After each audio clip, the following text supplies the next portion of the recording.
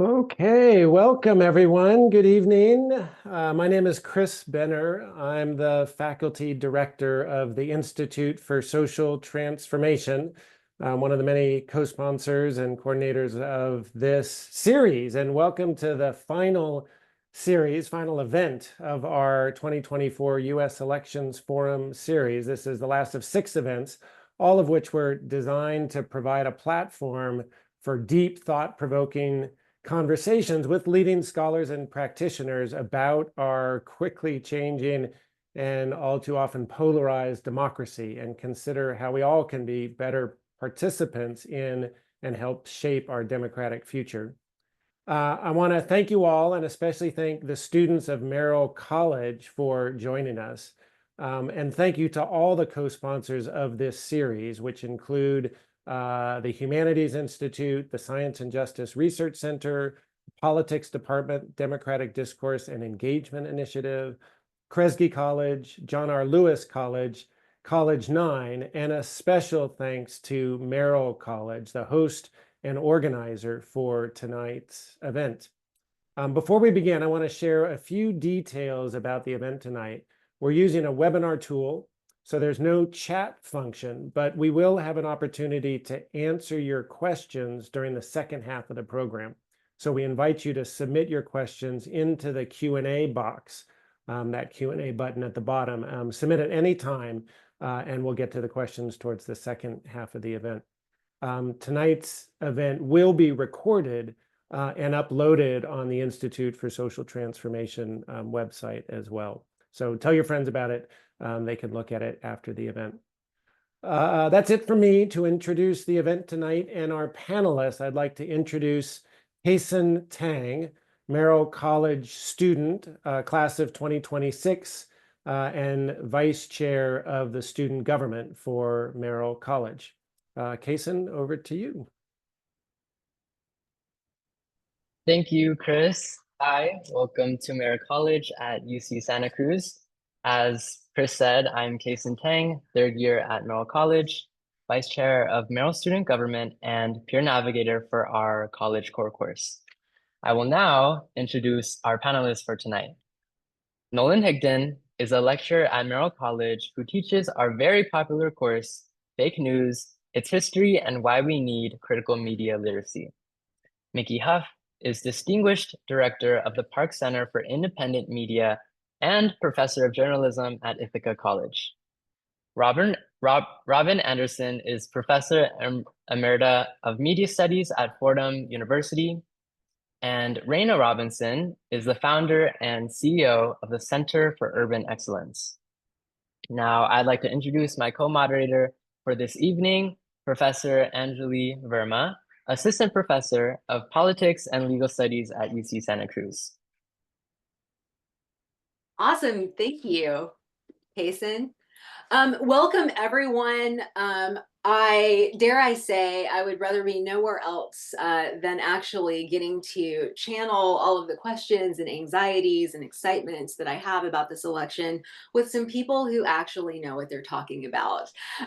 This is the final forum in UC Santa Cruz's election series, and I want to just dive right in, if it's okay with our panel, so we can get this discourse going. So Mickey Huff, you are the director of Project Censored, and I'm going to ask you what may seem to be a deceptively simple question, which is, what's wrong with censorship? And particularly, what's so undemocratic about it? Give us your critique of censorship. Thanks so much for the opportunity. It's an honor to be here with the esteemed panelists. Thanks to everybody that's attending this evening, and certainly thanks to all of the organizers of the event. Simply put, censorship is not the solution to our challenges and our problems.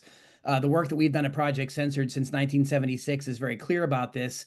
What we need to do is we need to prepare the citizenry by teaching them critical media literacy skills and having them understand the diversity available in media, which means teaching them outside of establishment media, and so that they look beyond corporate media and so-called mainstream outlets, so that they understand that there are actually many other transparently sourced factual stories that are out in the wild that are just, they're more than just one click away when you're on the couch and the cable companies are beaming things into you. That doesn't mean that they're necessarily hard to find, but if you don't know where you're looking, that can be problematic. But this is, again, why teaching media literacy is a way to get people to understand the architecture of censorship in free press societies or free speech societies like ours. We have a First Amendment. This is incredibly important. And it's equally important to know that these amendments don't just exercise themselves and they don't protect themselves, they don't defend themselves. But if you don't really help people understand what censorship looks like in a society like the United States, a lot of people go through life with their confirmation biases and they see both sides of an issue. And they kind of think, well, I'm hearing from two different sides and I've got two different candidates. And never mind, you've got 1,000 different toothpastes and shampoos and everything else to choose from that don't matter. But when it comes to our political sphere, we're supposed to just accept that there's two. And we're also supposed to accept we have a free press. Right? Our good friend, Jeff Bezos, the billionaire that owns the Washington Post, recently was bemoaning the lack of trust in the American public about our media institutions. And rather than having these folks like the old gray lady at the New York Times, the so-called paper of record, or Bezos at the Post, or even in social media, Musk at X, formerly Twitter, etc. Rather than the billionaire class actually looking in the mirror, rather than these news outlets looking at their own problematic coverage and their biases and so forth, they, rather than do that, they want to blame anyone else. They want to blame the public for being too stupid and ignorant. They want to blame us for being addicted to junk food news and tripe and gossip and sensational tabloidized nonsense, which is partially true. But it's also the case that the American public, 75% of which, according to most recent polls, believe strongly that a free press is essential. It's one of the main pillars of our democratic republic. Now juxtapose that with the fact that about the same percentage of Americans don't trust the media. Well, where's that coming from? And I can tell you, part of it comes from the fact that people gradually begin to understand that censorship occurs in the United States in very gray zones. It's not always as black and white and easy to detect, even though we have WikiLeaks to tell us how the government has been doing that. And we had the Twitter files that tell us that the government is intervening in social media and putting their thumbs on scales. And Trump did try to have people deplatformed and kicked off. It's a bipartisan affair, censorship. Even though we have that, even though we have this understanding, the public still doesn't seem to know where to go, right? Many people begin realizing that the stories that speak to them are somehow absent from the media they consume, but they repeatedly go back to the same sources. It's some kind of bizarre sadomasochistic exercise becoming informed, I guess.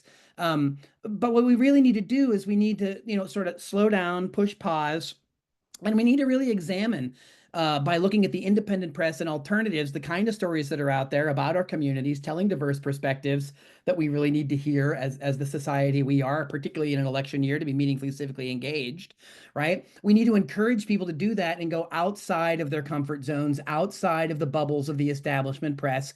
And as soon as you do that, we do books every year at Project Censored. Just finished my, I think, 16th one with Andy Lee Roth, now Shaylee Voidal. We've got 25 stories every year, totally new, totally different, that are not in the corporate media, are not being looked at closely by the so-called mainstream press. And we have 100 more that didn't make the list because we had to cut it off.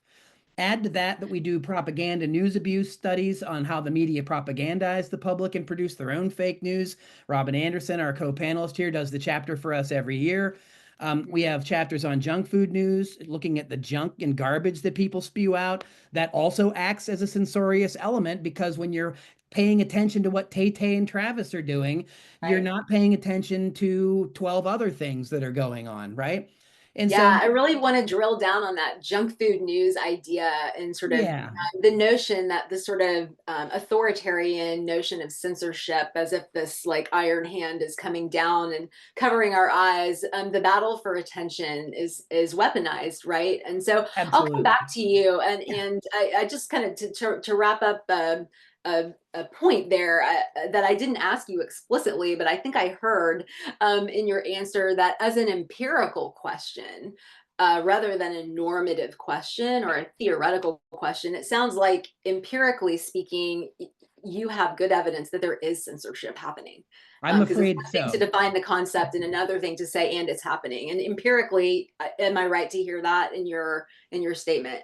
I have books filled with those examples, and anyone watching tonight can go to the projectcensored.org and look at the evidence for themselves. That hasn't been censored, of course. Okay, so let's keep going. Thank you for that. And Raina Robinson, you work closely with incarcerated youth, communities of color, and particularly coming from the perspective of having an awareness and direct experience of how folks are existing in this moment, and also what their expectations are when by design they are in a space in which communication is controlled, right? It's a really interesting question to think about what happens in our politics when the assumption is a cutting off or curtailing of communication among an audience that may very much care and have stakes perhaps as much as anyone in our society, and yet isn't enfranchised even to make a decision right in that election. And so it really raises some questions about, well, who has a right to the information, you know, even as a separate and yet related question of who has a right to vote. And so I was curious to get a kind of direct account from you, to the extent that you have one, about what the lines of communication look like for people who cannot control their access to media, and what that has to do as how we ought to think about that as a right, as different or as one and the same as a right to vote, if that question makes sense to you there. Thank you. So yeah, so how I understand or interpret your question is really centered on the power and control of information, and who filters that information and frames information for youth. That's who I work with specifically. So speaking through the lens of the work that we do at Center for Urban Excellence, where a majority of the young people that we serve are system impacted, justice involved, and sometimes that into their family as well. So just thinking about the question you phrased, like how are young people kind of like understanding or engaging or even provided information while they're incarcerated in different parts of their life, and it's really just based about the power and the control of the information. And I'm a huge advocate and believer that that education can really transform just not just the way that someone thinks, but the trajectory of their lives. So being able to have access to formal or traditional education, like going to school, taking college classes. And it's really great to see Mickey Huff on here, not to deviate, but just speaking with a young person that I'm working with now, who is currently incarcerated, that Q has hired as our junior account executive, and he's doing amazing. He talked about how Mickey's class was one of his favorite classes, and how just being a part of that class really opened his perspective of searching for his own information by being able to legitimize that information, being able to learn how to fact check, understanding bias. But to your point, when a young person, yes, from the lens of the young people that we work with, is incarcerated, their internet is controlled. When they can log on to classes is controlled. And I'm sure Professor Huff can attest to that. We helped draft many emails to say, I'm sorry, Professor Huff. There was an incident within this institution and I did not have access to the internet. Will you please accept my paper? And he so graciously did.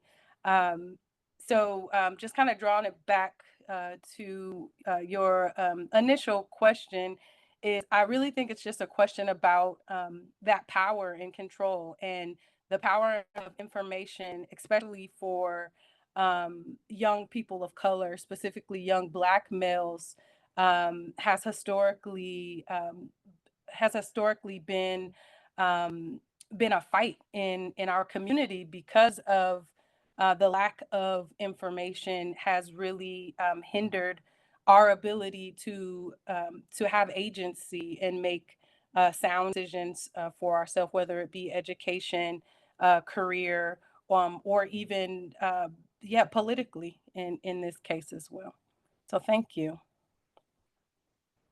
Great. And we just have like a quick little few seconds left. And I wanted to just ask on the other direction, sort of to the extent, since the communication lines are blocked in both directions in many ways, if there's anything in the very short time we have for this moment of the conversation that you think is important to share about what you're hearing from them, from people, and the conversations that they're having inside these institutions and controlled spaces about the election in particular.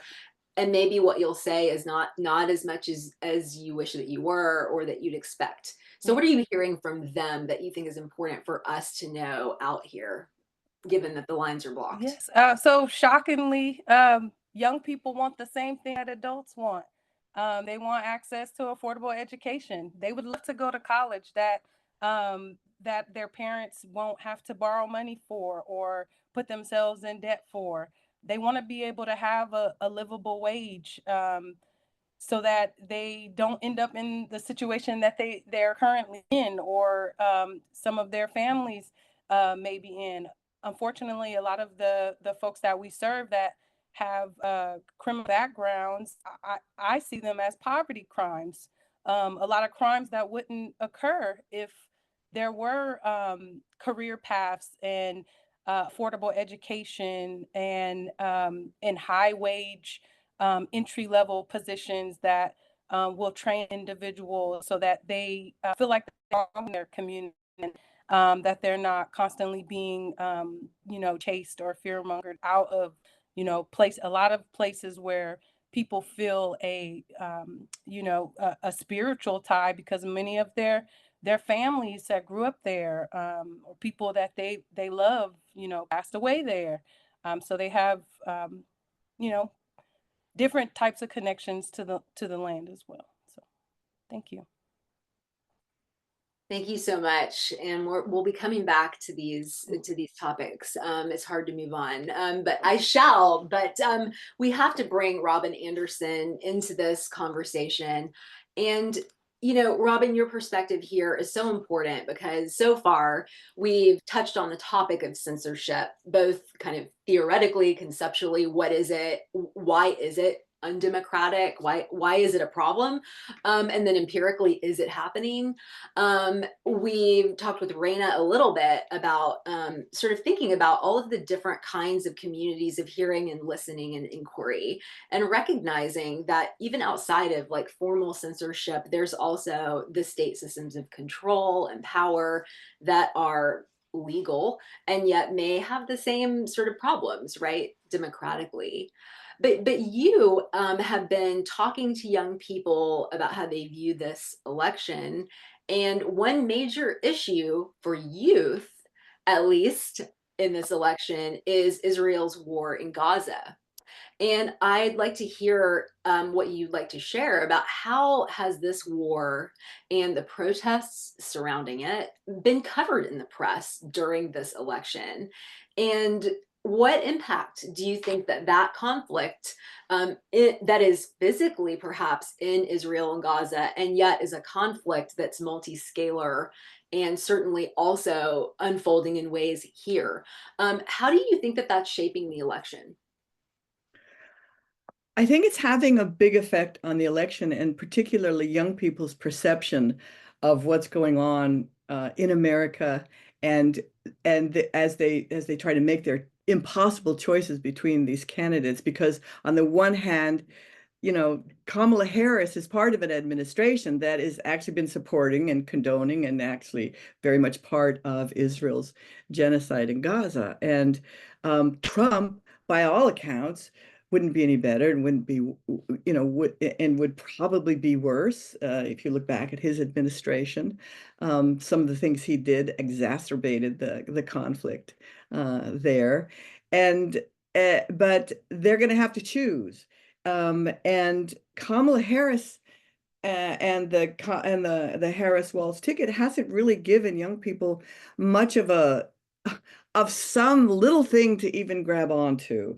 At the Democratic convention, there was no Palestinian speaker that was allowed to talk on the floor of the convention.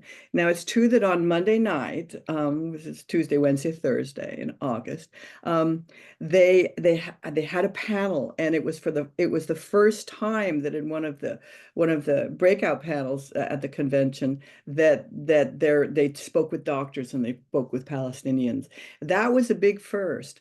But on the floor of the convention, they had a family member from one of the Israeli hostages, but they did not have a Palestinian speaker. They had, and the uncommitted voters, there were 35 delegates there, and uncommitted voters from mostly swing states, and 100,000 from uncommitted voters in Michigan alone. But they were not. They negotiated throughout the time and throughout those days, and the Democratic committee decided not to allow them to have a speaker. So people are feeling pretty disheartened by that.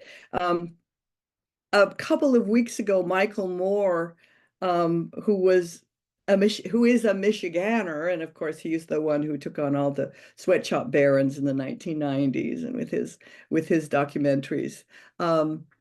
He wrote an open letter to Kamala Harris pleading with her to do something, because they're in danger, the Harris-Walz ticket, of losing swing states and losing the youth vote. And it's there's so many pieces of evidence and data point that keep raising these like flashing red alerts should be raising them to the Democratic Party, where people are saying,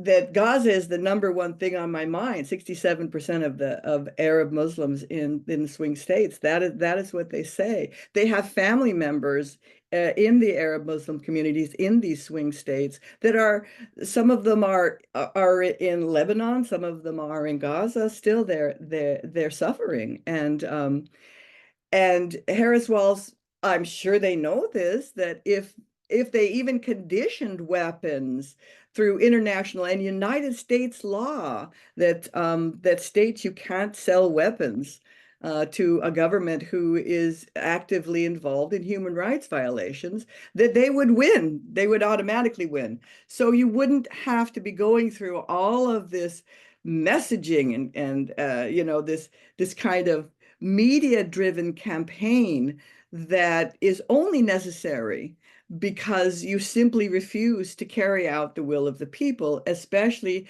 the people on college campuses nationwide. In the spring of last year, just before the semester ended, the 3,000 of them who were arrested in encampments and generally in protesting the Gaza war and maintaining a very powerful solidarity with the Palestinians in Gaza as they're under this horrible genocide.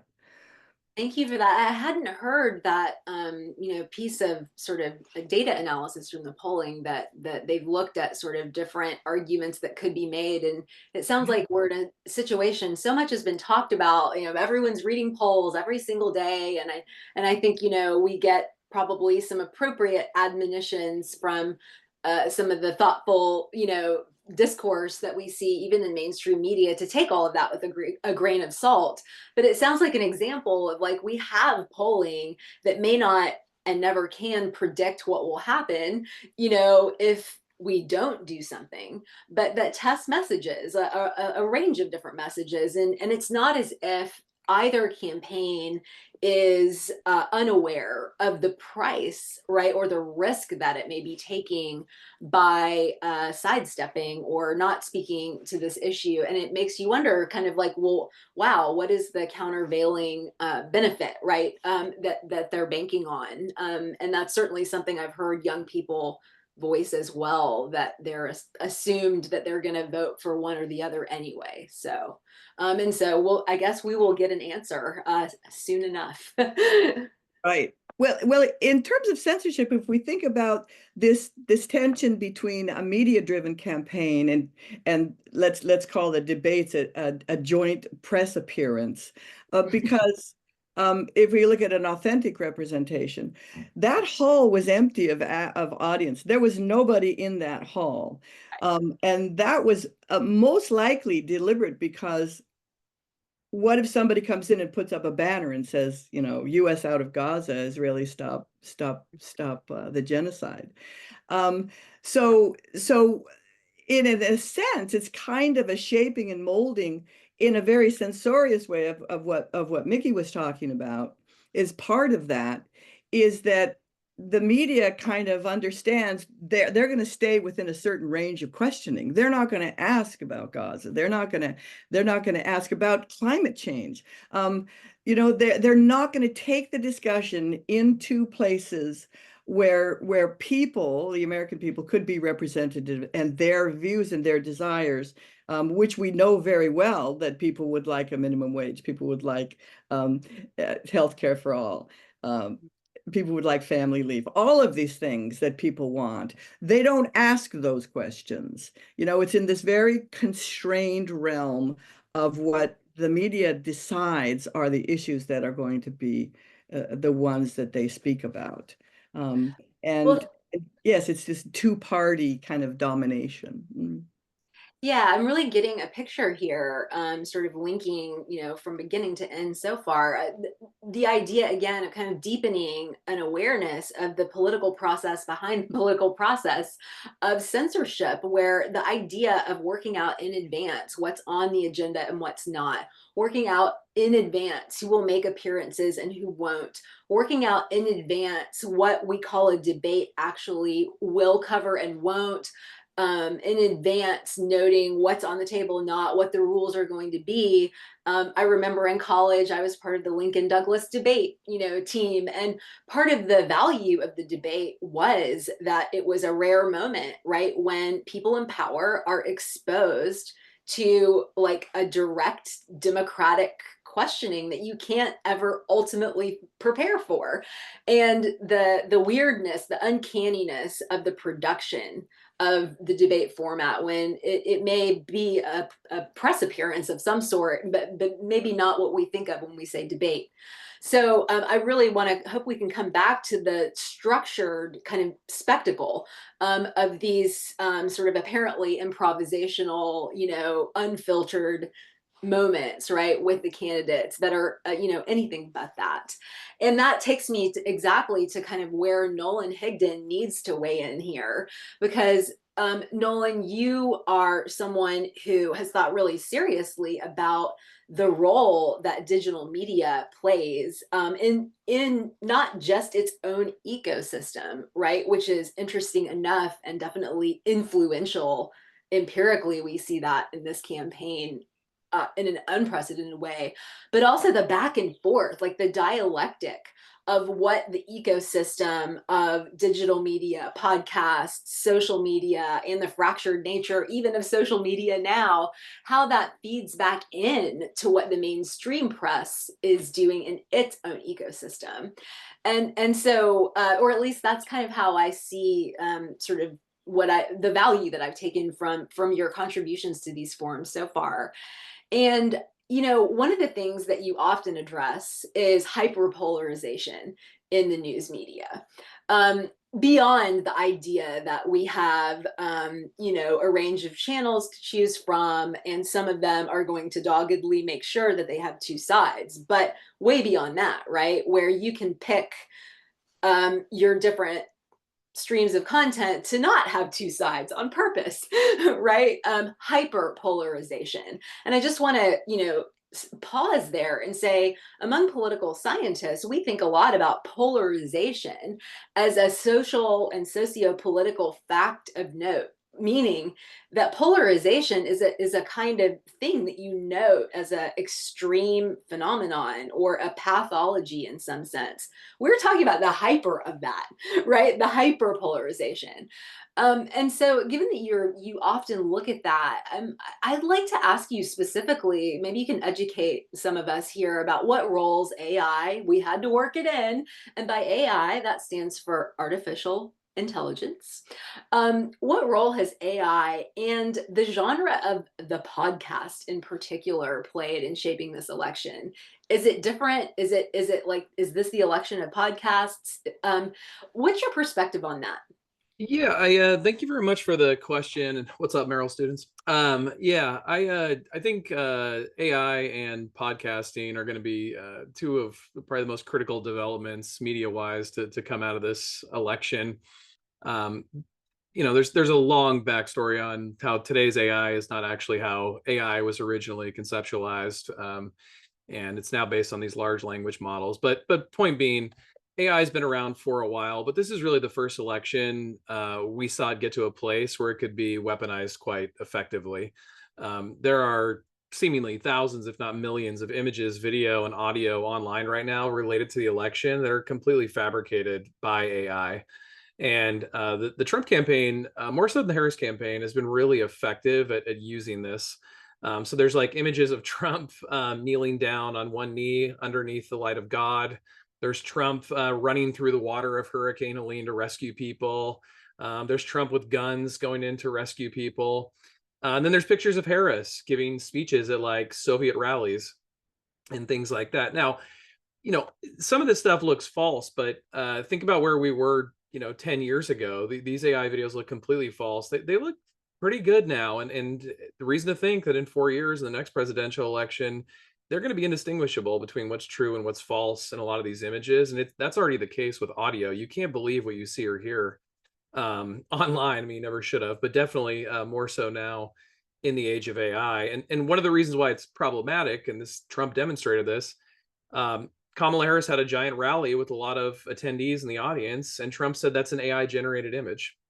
And so there are people on the internet who dismissed this rally. And imagine how many other areas we can do that in, where there's things that we do see and we can dismiss them as AI when they are factual. So I think AI is a critical part of it. And then I think podcasting has also been a critical part of this election. Some people are calling it the podcasters election. And this occurs at a time when legacy media audiences are dwindling, to put it nicely. CNN has lost more so than half its audience since Trump left office.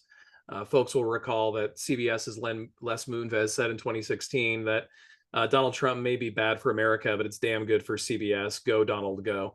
And I think the cable news knew that Donald was good, especially if you were reporting negatively on him. Liberals love to tune in and get freaked out about the next tweet that he thought of while he was on the toilet.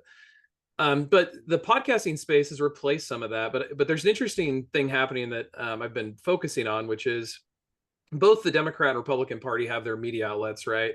So MSNBC, CNN, Post, New York Times, they're friendly to Democrats, and New York Post, Wall Street Journal, Fox, OAN, they're friendly to Republicans, to put it nicely.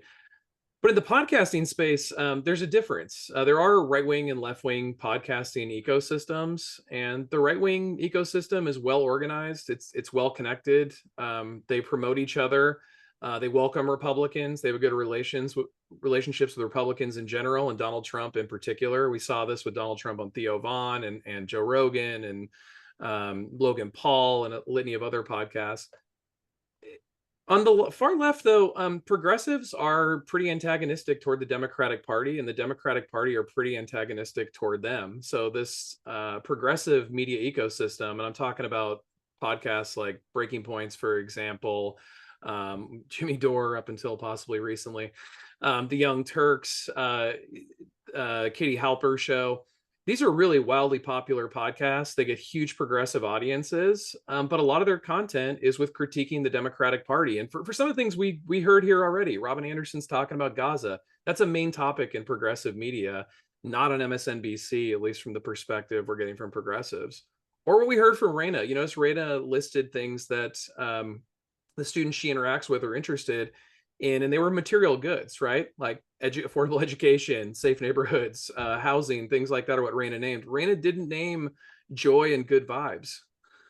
That wasn't what's on the mind, but that's what they're talking about in the legacy media space with the Democratic Party. And I think there's a huge gulf there. And part of me wonders if after this election's over, if Democrats are going to regret not going into this space, not trying to talk about some of these issues, not trying to pick up voters, where Trump, he'll go anywhere. He'll go on Theo Vaughn, he'll go on comedian podcasts. He'll talk to anybody. And I'm not trying to say Trump is necessarily a model of how we should behave, but politically, I think it's quite intelligent. He's going to try and get voters. And the last election was decided by 44,000 voters in 3 swing states. The election before that, 120,000 votes.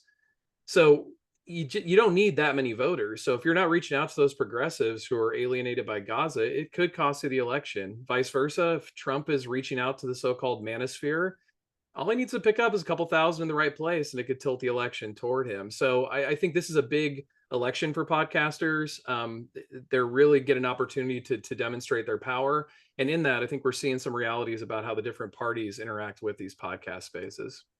So, Nolan, if I'm hearing you right, are you drawing a distinction between like as a general point, the role that podcasters play on one end of this hyperpolarization versus the other, like the actual function or like what they see as their platform, wherein on one end of that hyperpolarization, there's a podcast ecosystem that is there to platform a set of voices that they feel have been sidelined or railroaded by legacy media. And so they have a constituency. I mean, it's like they're friendly to one of the parties or a candidate, versus on the other side of this hyperpolarization space, you've got we think of them as like left-wing podcasts, but they don't really have a space where they think of themselves as platforming anyone in particular. Like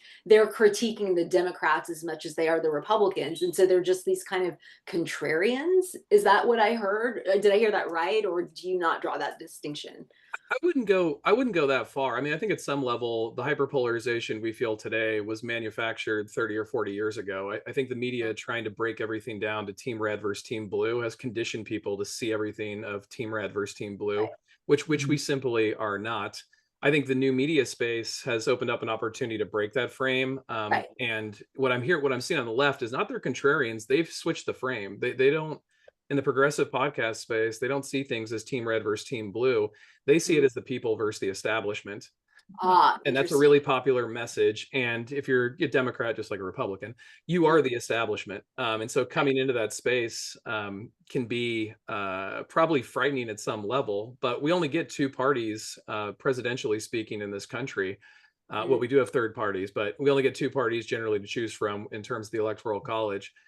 And if leftists don't find a way to make this work, getting connected to one of the major parties, and vice versa, if Democrats don't find a way to make this work with the progressives, you're going to turn it over to the Republicans and conservatives every time. And so I think that's the point I'm trying to make, is that in this hyperpolarized space, Democrats are not reaching out to an important part of what should be their constituency. And the irony being that the podcast space is a space that could conceptually break free of the lack of nuance and add, right? So I really want to turn, I feel like I have so many questions personally for each of you, but I have some awesome questions from our participants tonight. In particular, I have some amazing questions from Merrill College students. What up? And so I wish I could ask all of them. Maybe I will get to most of them, but I will really see a theme here in what our students are interested in, sort of the stakes of what we've been talking about. That's a little different from what I come into these conversations sort of expecting to think about. And of course, as a college professor, this is front and center, being in the classroom space with my students. In a way, it's very healthy for me, right? Going through this election with students who are asking questions about what this election and some of the the features of it, from censorship to the disenfranchisement of different people and the power and control infrastructures around communication, as well as the innovation and proliferation of new kinds of media that are raising questions about truth, but also whose voice is worth listening to.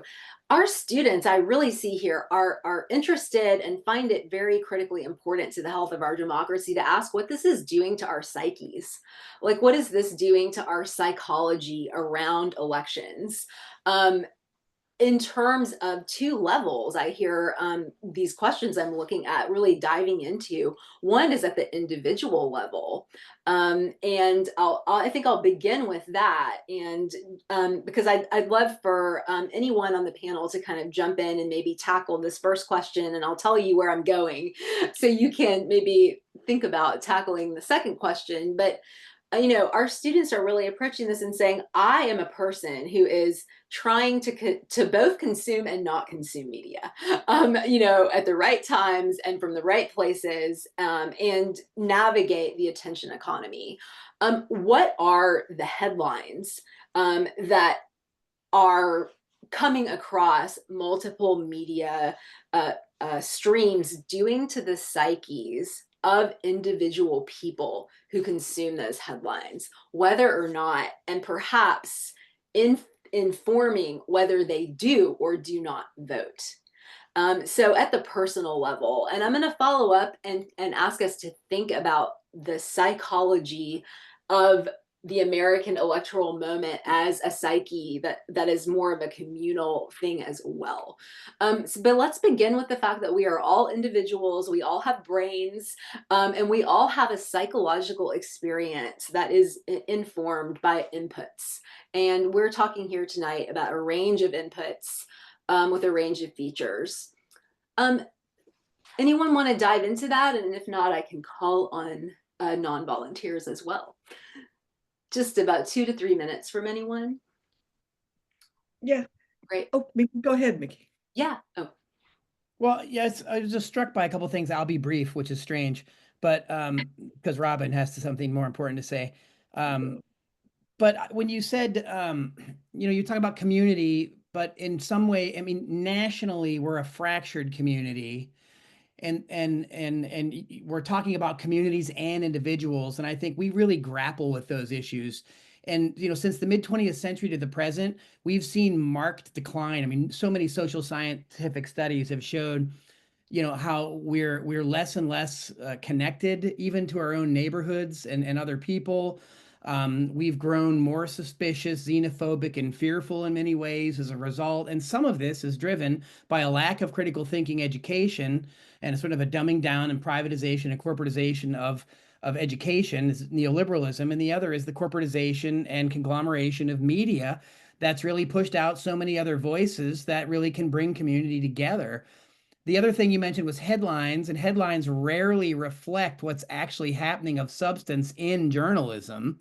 They're designed to lure eyeballs to attract people to a news outlet, so advertisers pay and they make profits. And so back to what I said earlier about the importance of teaching people media literacy is it helps them deconstruct these kinds of headlines, because it seems like we're kind of a society that's like forever reacting to something on the basis of our confirmation bias, and we react to sound bites with other sound bites, and we never really get past any of those issues. Let me restate that. It's difficult for us to get past. It's not that we never do. We have a hard time getting past it, and our media organizations and institutions rarely model how to do that effectively. They rather model very destructive ways of communicating that are anti-communal. But again, I think it's more the independent press and through media literacy education where we see models that bring people together, that help people understand how to talk not over each other, past each other, but literally with each other. And in fact, one of the books Nolan and I wrote is called Let's Agree to Disagree. That it doesn't talk about being a doormat, but it talks about active listening, empathetic listening, talks about historical context, why free speech is important for everybody, not just for people I agree with. So I think that the question that you posed there from the student or from the students is a really it's a brilliant question. It's because it's very complicated. And I think it really captures the complicated nature of the kind of space that we're in now historically. But the corporate media just wants to give us quick fixes, quick solutions, or rather have us pretend we should just wring our hands and throw it out and vote for what makes us feel good. And that's not going to make us a better society, a more compassionate society, a more inclusive society.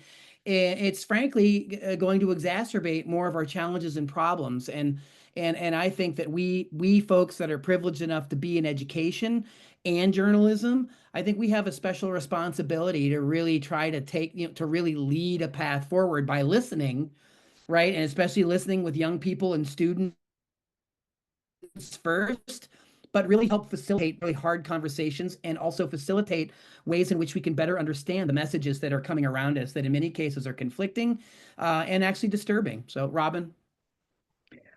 Well, I was just going to say, it's been really hard for all of us, just particularly young people, I think, to watch social media, what's been happening in Gaza, and watch the suffering and the bombing and the broken lives and broken bodies and total destruction of all of the civilian infrastructure and the people. And then when we see those things, uh, and then we're told if you don't like them, if you actively do something to try to stop them, you're the bad person, you're the monster.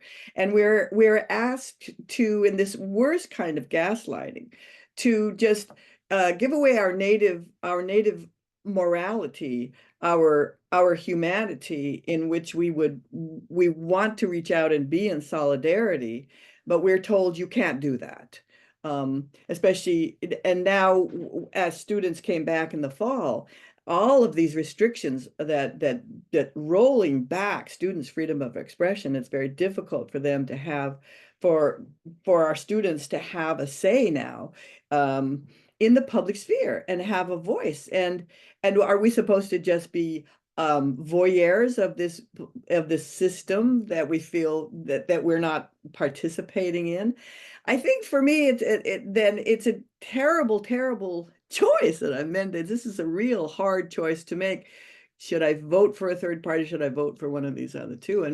And the way I see the choice is in which candidate do you see moving the possibility of having your voice heard? And I think that this Heritage Foundation Project 2025, which openly states, and which is, the Republican agenda, that we're going to really stop pro-Palestinian demonstrations and that voice. We're going to do everything we can to get rid of it. I think that this is really a hard position, a hard decision to make. But I think those kinds of things are really important to consider as how do we best get out of this and move forward. We're talking about an election that is going to be here and gone, and no matter what we do, we're still going to have to be struggling for our communities and our humanity and for a better society. These electoral campaigns are about, supposedly at one point they were visions of what the people that were going to represent us, if we liked their vision of the world better than the other candidates. And I think that when you've got, if we just look at the messaging, I don't know if anybody saw it today, but Trump was driving around in a trash truck. And that was his message, that he at the Madison Square Garden event where they said that all Puerto Ricans, and Puerto Rico is an island and is a floating island of trash. So now Trump is driving around in a trash truck. There is something in those messages that we can take away from that psychic and that psychic message that we're looking at. And he's saying, and then in this kind of same way, every accusation is a confession. He's talking about, well, this is what Kamala is. She's trashing me and she's bad to me, but I'm a nice person. And so superficially, these kinds of messages, do kind of say something, but getting to the point of what these candidates will really do when they get in office, and do we know, and which way we should take is a tough call for any of us. Yeah, I really hear you articulated really well, I think, a psychological experience that many of us have had, not just in this election, but with many things, but it's kind of coalesced of this uncanniness of the split screen, and the moral hazard that you can feel caught in, not only because you are a voyeur, but you're seeing two radically different realities playing out as if they were not both real, or that but you know they are both real, right? So the dissonance and the kind of moral kind of hazard of what to do in that space. And if I could, transition to kind of posing a question about psychology and psyche at a more collective level, if I could actually, Raina, if I could ask you to think about this, that part of the idea, I guess, that I was getting at with the psyche and the sort of psychology of elections, and a number of our Merrill College students are asking about, sort of in different ways, they're asking, like, how do you feel like you have a good question? Like, how people say this might be a stupid question, but and that's related to worrying. A lot of them say that they're worried that they don't have the right information or enough information, or that it's not appropriate to ask a question about this or about that, and just kind of how to navigate, like, when to push and when to feel like it's the right thing to do, to take a risk and put yourself out there, versus to wait until you can articulate things, in a better way.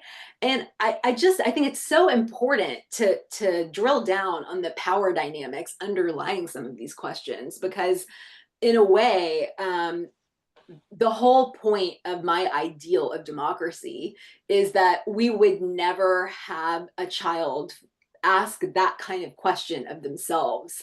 Is this a stupid question? Right? Because that's the internalization of the discipline of censoring that is the final, act, right? Where we don't need a government to do that, because we govern ourselves.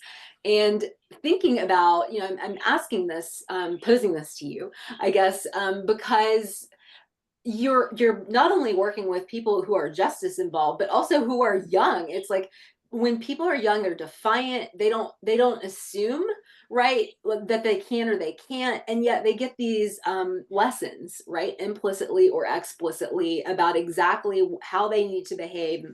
And so, given the groups that you're working with, I mean, do you think that the disenfranchisement and the sort of silencing of those voices makes them more likely to ask the hard questions without stumbling over the social niceties? Or do you think that the self-censorship project is well on its way to kind of producing the next generation of people who are psychologically censoring themselves? Any thoughts on that? So I would answer that the latter part, that it's a little of both, and so if you don't know the questions to ask, how can you ask them? But I want to say the educator in me is going to always say there is no dumb question. Trying to always empower curiosity in all people, because that is how you find that kind of like enlightenment, that empowerment. I also wanted just to make a quick note that as we talk about like disinformation and misinformation of headlines, that misinformation disproportionately impacts marginalized communities at a greater rate than others, just for having those simple skills like critical media literacy. Some may have been taught in school, or has been cultivated within your family. But marginalized groups typically face like the brunt of like targeted campaigns and exploitation. A lot of the things that you guys mentioned just a moment ago about Puerto Rico and other things of that nature. But I think young people should always ask questions, and not to do a shameless plug, but the Media and Me, a critical media guide for young people, really in a, I would say, in a very digestible way, coaches young folks on how to stay curious, and how to like peel back the layers of the onion, and how to be confident in challenging a lot of the things that don't make sense to them or that they don't understand. I could leave it at that. Like we will always challenge young people to be curious, always challenge people to young people to ask questions of those who are supposedly in positions of leadership power or on this kind of made up hierarchy, because you all will be you taking care of us and loving us and leading this country very soon. So yeah, stay curious. Thank you. That was such a great reminder of what really matters in the educational space. And, for us, there are lots of students out there, we really spend a lot of time, worrying about what we're doing in the classroom and whether we're contributing to this stuff, whether we're like, what is our role ethically, politically, like, how are we supposed to teach in this moment, and what's too much teaching and too little teaching. And it's just so important what Raina said, the idea that, like, it's empowering all of us to never stop asking questions. And, if you want to take my vote, you better take my question. And it may be dumb, but my vote's still going to count the same as someone else. So let me get to maybe one or two more questions from. Can I add something to that question, Anjuli? Oh, yeah. Go in there. Yep. Yeah, I do want to add. I think Rena's answer was spot on, but I want to actually answer the reverse question too. So if you're a young person out there who's afraid you don't have the right language or information, I mean, there's some concern there, but I agree with Raina. Go ahead, ask those questions. Follow that train of thought. I'm actually more concerned with the people who think they know everything. And are not allowing more information in. So if you're one of the people who's not confident, you're actually on my side. You're on my team. I'm happy to have you. I'm more concerned about the folks who think they know everything, and I think our news media system is really good at this. It's us versus them. It's confirming existing bias and teaching us to attack a caricature of the other side. And that's what I mean by this hyper polarized environment. So if you try to open up a conversation with some of these political partisans, you get a lot of pushback because they are operating from a media system that confirms a view. And oftentimes, it's a view where there's counter evidence. I encounter this a lot. Like I can talk to someone for 5 minutes and be like, okay, this is an MSNBC viewer. I've heard these 5 talking points there. They're just regurgitating them to me like it's conventional wisdom. You can start to see those moments. So if you're a young person, I would be less concerned about the fact that you don't know everything, and be more concerned about the people who walk around and act like they know everything when they know sometimes next to nothing. Absolutely. Well, so there is one last question. I think I'll need to read it verbatim here, and I want to platform this question, kind of playing off of the point that Nolan made, which is this is a question that is in a way the kind of question that I think I've seen resisted, talked around, pivoted away from, or otherwise dismissed, not only in media, but in the classroom.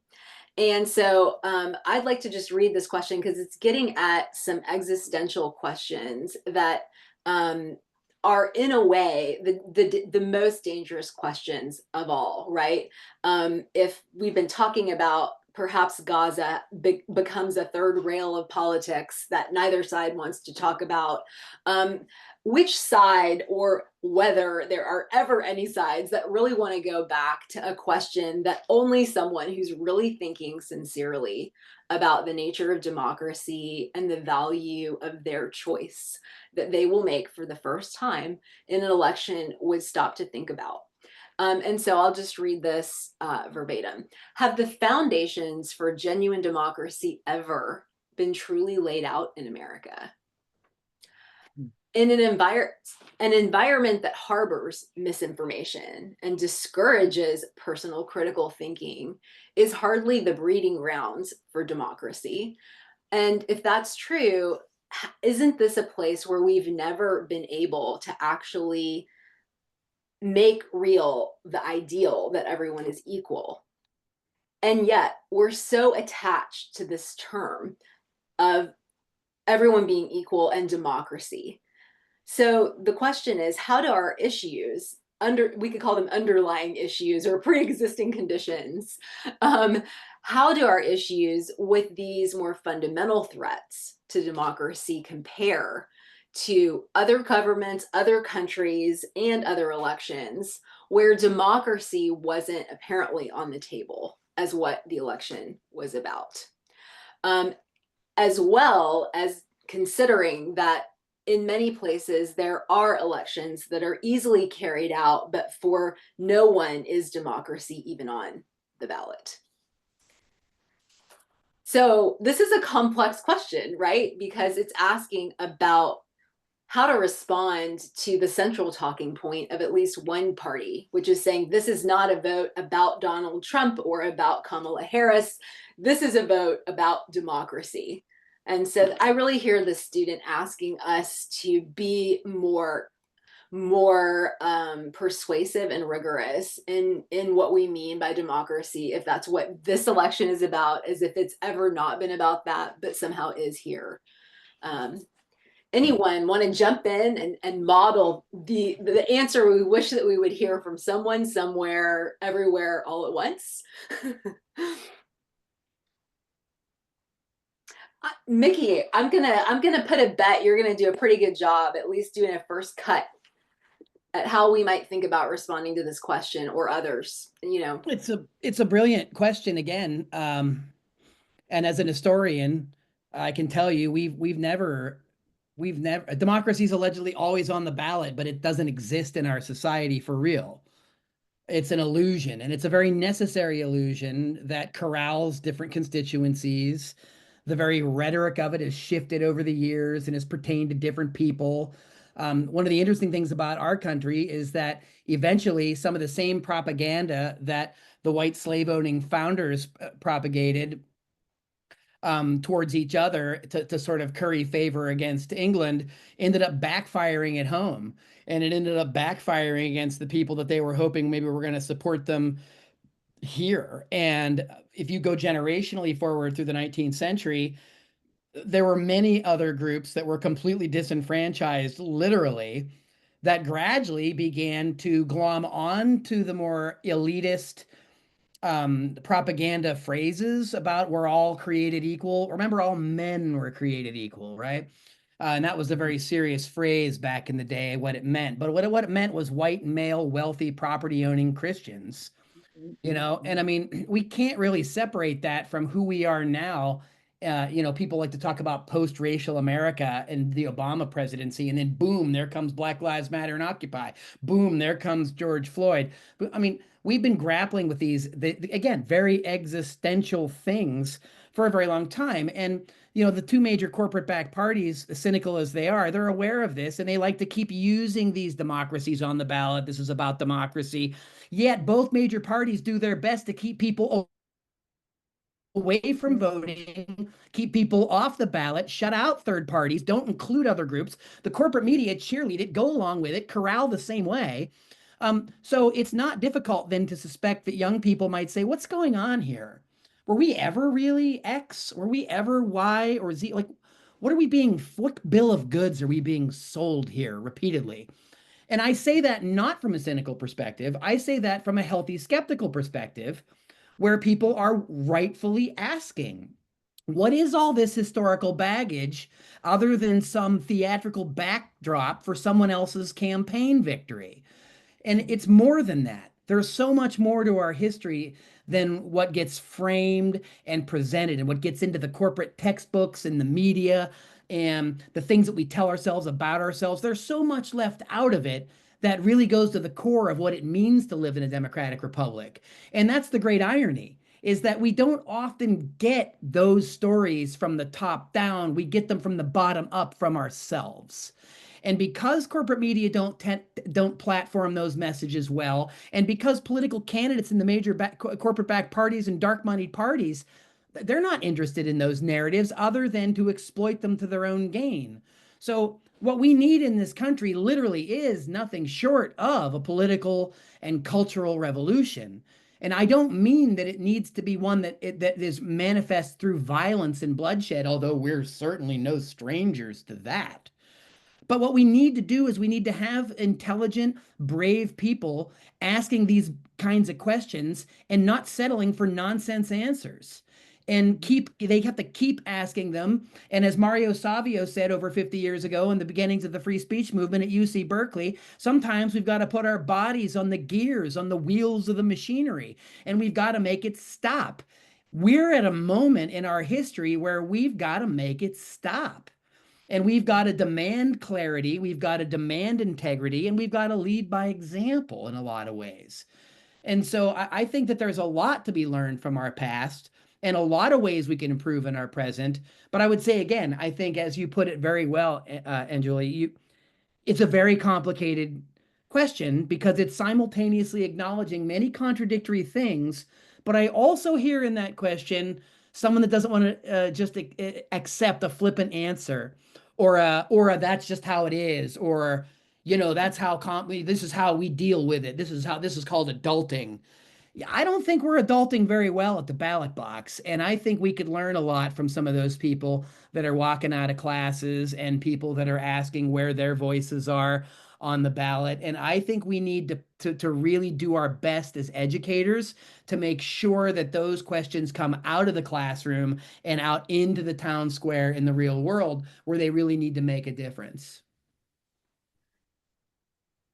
Anyone else? I'll just and then I'm going to be passing it off to our second section, but I think we have some time. I'd love to hear from everyone on the panel on this. If we want to do a round robin, make sure, and then I'll pass it off to Kayson. And Robin, I saw you move the most, which means that you're feeling it in your body, and I could feel it virtually. So you got my attention, which is lesson number 1 about how to get on the agenda. So let's hear from you first, since you were making the most movement. Okay. I think in a democracy, and if we're thinking about communication, who gets to talk? I think that's where a good point to start. And in our legacy media, it's that we have this saying, and they don't know what democracy looks like because they don't ask people what they think. It's all about the elites, the people in power, the people who run the economy, the corporate wealth, all of the the wealthy and the powerful. They're the ones who get to speak. In terms of a democracy, a democracy is supposed to give us all voice so that we can choose the people who represent us, and then these people go and they make decisions for us. And we all know that the media role in that democracy was that the media was supposed to keep these people accountable. Well, what we found increasingly over the years is that media are no longer keeping the powerful and the wealthy accountable, particularly if we think about this issue in the context of war. The legacy media and the establishment media in this country have gone completely along with the agenda of the Israelis and the Americans. They repeated the official government statements from Israel and the US. They have condoned and justified in their reporting the murder of tens and thousands and now hundreds of thousands of people without critical examination and at face value. And what we know from looking at war and communication over the years in the 20th century, which we once called the bloodiest century that humans had lived through, what we know is that when wars are carried out at home in the domestic sphere, you have to stifle dissent, because we're not built and the civilian populations to allow the mass murder of people. They have to be justified. Those people have to be demonized. It's a whole kind of complex of things that must come together, and stifling dissent is one of those very important things, so that we know when we're at war, there's massive censorship. We're seeing it so powerfully now, where we're losing the people and people who are opposed to a genocide. Their voices are not heard, they're excluded, and they are being openly repressed now. So I think that old saying, or if we're talking about authoritarian governments, somebody said, well, what about vote? The part of the question was, what about voting where democracy wasn't even on the table? Since voting seems to be a practice of a democratic society, I mean, I know there are some votes in authoritarian and totalitarian regimes where they're just part of the party apparatus. But I don't really consider that a real vote. So we're not completely lost to that yet. But what we have to remember is that in an imperial society, that is one that's completely defined by the military, which America is becoming increasingly, driven by the military industrial complex, I'm sad to say, we become denizens of an empire. We are no longer citizens of a democracy if that is happening, because those countries go further and further away from allowing any dissent because they have to, because they have a military project that's inherently unpopular. So anyway, that's my 2 cents about it. I think we have to really keep struggling, and we have to we have to bring these people to account, and in any way that we possibly can, we have to we have to really just amplify our voices and not let them be covered up. Great. Nolan, Raina, anything to add? I mean, everything to add, of course, but within the very circumscribed structure of this conversation, any final thoughts on this before I pass it off to Kayson Tang? Yeah, I'll just make 2 quick points. One is to pick up where Mickey left off. I always like to use Jefferson's phrase that the United States is the American experiment. It's imperfect. We're working toward it. We may never get to perfection. Democracy, I like the old adage, democracy is the greatest or the worst system except for all the rest. So if you want to rag on American democracy, that's fine, but just tell me what your alternative is. What do you want to do?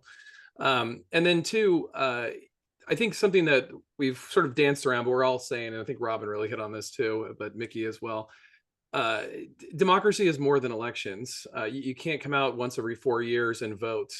Democracy is about agitating and annoying those in power to do what you want. So when you're trying to choose a candidate, don't pick someone you like or want to have a beer with, or someone you think is rad or cool or funny. Pick the person you think you have the best shot of agitating and annoying to get to do what you want. That's what you need to vote for. Do not vote for a friend. This person needs to become the target of your derision the day they take office. Which is also how you should pick which classes you enroll in. Raina, any final thoughts? It's okay if you want to pass, but love to hear any thoughts before we go. Yeah, I think everyone touched on most of the points. I would definitely say everyone is not equal, and I'll leave it there. Yeah. Great. Well, thank you to everyone who submitted questions in that round, and particularly to the Merrill College students who clearly had some thematic concerns that really gelled together, as well as just a remarkable range of preoccupations, things that are on their mind in this election. So thank you for stumping us at the end. And I will continue thinking about what democracy is, and if it's so valuable, why can't we define it enough for our students not to be still coming back to this question? So with that, Kayson, are you in the house? Hi. Yes, hi. Thank you to all the panelists for that amazing discussion, and thank you to Professor Verma for the energy that you bring into this room. And yeah, I just want to give my appreciation to the audience as well for participating so actively in this webinar. And now I have a few questions from Merrill College students specifically that I will direct to the panel. And afterwards, I'll turn things back over to Professor Verma for questions from the Zoom audience.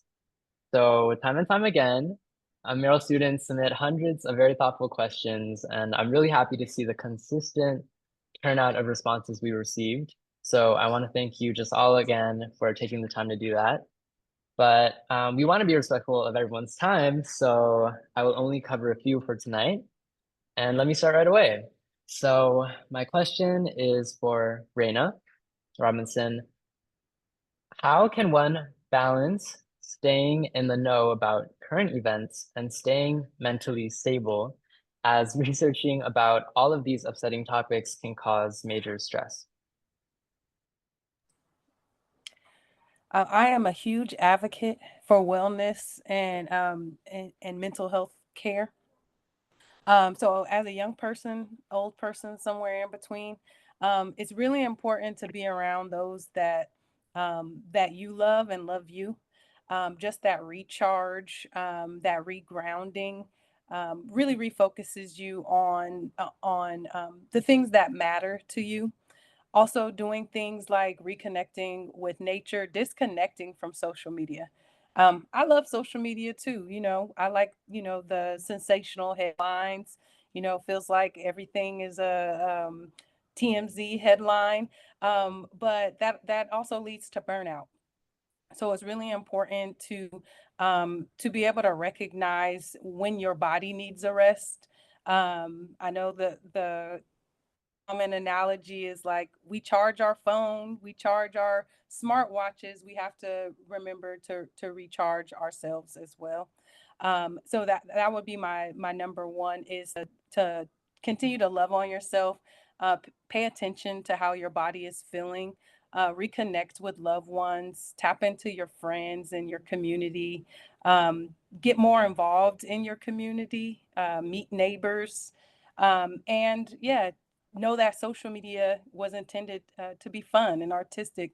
And if we keep reminding ourselves that, it'll keep us grounded. So thank you. Thank you. That was an amazing response, and that's really good advice to anyone who really are stressing about these topics that we're discussing. Now I'll turn things over to Robin Anderson. So a Merrill College student asks, how is it possible for students to weed through the massive amounts of conflicting information when it comes to news?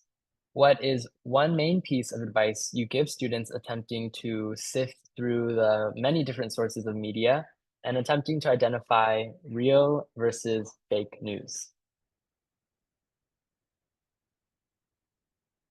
Oh, so sorry. You're muted at the moment. Could you unmute yourself? Thank you. Uncensor yourself, Robin. I won't be silenced. No, that's a toughie. I guess we just have to bring a healthy, I think Nolan said it tonight, bring a healthy skepticism. And it doesn't mean that we should be cynical. There's a line between being skeptical and being cynical. I think that there are certain items in the news that don't, as we say, pass the sniff test. They're just, wrong.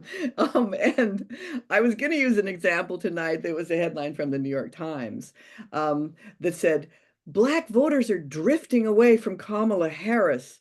And Trump's got 15% of Blacks in 2020. He only had 9%.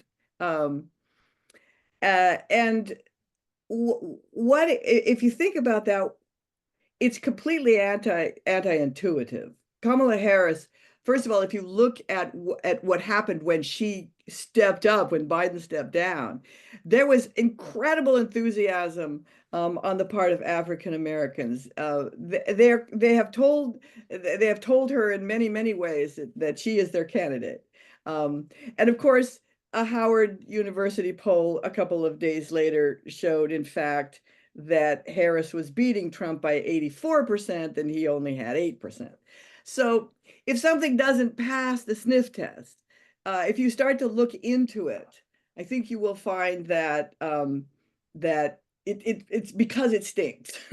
So that's why. So and with so little time, I think that's about really all I could say. But polling is something that we can guide. We like to try to guide ourselves, or to know what people are thinking, and what's going on, and what the candidates, what people want, and how the candidates should be responding to them to actually be democratic. But we also have to understand human behavior and all the other things that people are doing and expressing, and not just, for example, trust the polls of legacy media, because time and again, the New York Times has shown that it is just not very good with its non-people of color newsroom of asking, African Americans questions. So anyway, that was my gray lady answer. No, yeah, thank you so much. And yeah, I'll just continue moving on since we have limited time. Now this question is for Professor Mickey Huff. So you co-wrote Let's Agree to Disagree with Dr. Nolan Higdon. How do you reach people who are caught up in misinformation if they refuse to believe anything that contradicts their beliefs? That's absolutely a great question. And you can read our book, Let's Agree to Disagree, and you can find out more. Or you can check out a lot of the different websites we have where we give away a lot of this information for free, specifically when it comes to things like communication, strategic and empathetic dialogue, and active listening, right? That's a really big part of this. Construction of logical argumentation, where there's arguments devoid of fallacious reasoning. Appeal to reason over emotion. We go a long way too when we look to build bridges instead of walls, when we are confronted with people and ideas that we are struck by either offensively, or we're confused or don't get what's happening. Instead of react in ways that are hostile or shutting off, those are invitations to have questions like, tell me more. I don't understand why you said that. Where did you get that kind of information and background? What are your influences? How do you think about maybe how these factors fit in? I mean, again, democracy is not a spectator sport. It's something we have to engage in. And I would say less usage of the cynical version of the what's wrong with our democracy a while ago to what about us practicing democracy in our daily lives? Starting with our communication habits and patterns, starting with, then on to where we get our sources of information, how we diplomatically share those graciously with others, right? And how we also make time to listen to what other people are saying. I'm coming back to the point I started with, because that's what Nolan and I finish our book with. We actually have an acronym. We call it Let's Get Critical, where each letter of the word critical is actually sort of a call to action, where we say people should create constructive dialogue. C, R, reflect on communication practices. I, inquire, be inquisitive, be a critical thinker, model that in your life, and it catches on among others. T, test theory, spot ideology, right? Ask the questions, and if you're confident about you think you understand something, convey that to people so that they understand the foundation on which you might be making other assessments, right? You're being transparent. I, investigate and evaluate mass media. My goodness, we need to do that all the time. C, critique content. Fake news is not ethical journalism. Fake news isn't new. Propaganda is age old, as is censorship. We need to move beyond the labels and beyond weaponization, and we need to get to the facts of the matter. The other is A, assess, analyze, and evaluate digital media use and abuse. We are often the product in any social media, and we need to think about how we engage in it, or how much of it is helpful or destructive. And we need to really maybe get less off these kind of digital platforms and more FaceTime. People talk a lot about AI, artificial intelligence. I like to talk about another kind of AI, academic integrity. And that means that follows through our lives. It's not just in the academy that we have informational integrity. We need it in our society. We need real intelligence, not artificial kinds. And L, lead by example. Like I said, democracy is not a spectator sport. And I would encourage people that you can take these kind of things that we outline in our books and we have on our website and we do in workshops, and you can model them. Please steal all of the ideas we have. Take them, use them, model them, make them yours. And you'll discover that if you really practice being a critical thinker and an empathetic communicator and an active listener, by golly, you might get good at it. And that's only going to be better for you. It's going to improve your life and it's going to improve the lives of people around you. And that's a great place to start when we're faced with such Herculean struggles, climate crisis, genocide, 2 minutes to midnight, nuclear annihilation, rampant starvation around the world, exploitation of the global south. Sorry to end on a bad note. But my point is that there are things we can do in our daily lives to mitigate some activity in ways that make more empowered to actually do something about it, not just virtue signal to our sort of our tribes and our colleagues. And we actually roll up our sleeves and we make a difference, not just for me, not just for people like me, but for other people too, and other people that are in desperate need to have these kinds of conversations, and more importantly, to be heard and to help platform people whose voices are not heard. And so we can somehow be champions for other people. It's not that people don't have voices, it's that they're often obscured or not amplified. And we need to do our best to be allies and use any privilege we have to help those without. Thank you, Mickey. And for the last question for tonight, I'll direct to Nolan Higdon. So with the rise of AI-generated content and deepfakes, how can media literacy initiatives or fact-checking organizations adapt to educate the public on distinguishing between genuine and manipulated news? So what are the specific strategies we would prioritize in our educational efforts leading up to the 2024 presidential campaign? Yeah, thank you very much for the question, and again for all the panelists' responses. Really easy to play cleanup here and pick up on a lot of the great things that the folks have said. I'll just say briefly that not all media literacy is created equal. So if it's type of media literacy that's trying to scare you away from media or make you overly celebrate media, which usually comes from corporate media literacy, those are bad media literacies. Good media literacy gives you the skills to make decisions for yourself. It doesn't tell you to get rid of social media. It tells you what social media are. It demystifies them. So you as a user can decide, is this something I want to use or keep using? Is it something that works for me? That's good media literacy. Good media literacy talks about the relationship between being media literate and democracy. Good media literacy believes in the radical idea of democracy, which is the people shouldn't be coming back to find lists or fact-checking websites or asking professors like myself. They have the skills themselves to decipher information. They can operate in a democracy without me. Good media literacy makes individuals independent. They're not focused on depending on others. And then I want to say, if you want to really know the best things about media literacy, you should definitely enroll in Merrill 60, my Fighting Fake News class, or get on my Substack, Nolan Higdon Substack. Or go if you're a teacher, those looking for resources, projectcensored.org has a ton of great resources. They're all totally free, easy to download. There's no sign in, give your data, give a pound of flesh. Just go there, you can get it for free. If you're looking for more like kind of non-newsy media literacy stuff for your classroom, check out USC's Critical Media Project. They also have a lot of free content, as well as the Center for Urban Excellence. A lot of the great stuff Raina Robinson, who's here on the panel as well, has. I highly recommend going there. And just in closing to your question, I want to pick up on something that Mickey said, and Robin and Raina as well. The parties in our media system makes every election seem like the most important election ever. And they say things like democracy is on the ballot and this could be the end of democracy.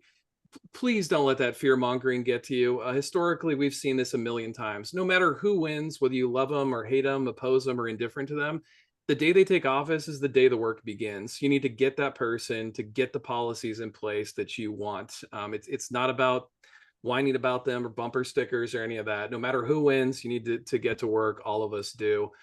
Let's not let fear stop us from being active parts of this democracy. Thank you, Nolan. And on that note, I just want to thank you again to all the panelists and to my amazing, amazing co-moderator, Professor Verma. Now I'll turn things back over to Chris, who will give some final closing statements as we approach the end of tonight. Well, Thank and you. since we're past the 8:30 point, I'll keep it very, very short. But just to thank all of you, again, the panelists, for all your insights and wisdom and comments. And thank you, Anjuli and Kayson, for moderating. Thank you, participants that are the audience, for being with us tonight. This is the last of our election series. We're almost at the end of this long, long election road. Next Tuesday is the election. Make sure you vote if you haven't voted already. If you haven't registered yet, it's actually not too late. You can do same day conditional voting, conditional registration. So take that opportunity. But I think the one key message that comes from this whole panel and the whole series is that preserving our democracy, actually creating the democracy that we'd all like to see, requires much, much more than voting. It requires being civically engaged. And Nolan said it right very well at the end of the day the election's over is the day our work needs to continue. So the recordings will be up on the website. Diana, or we'll put them in the chat of where you can get the recordings. And that's it for tonight. Thank you all, and be well. Thank you.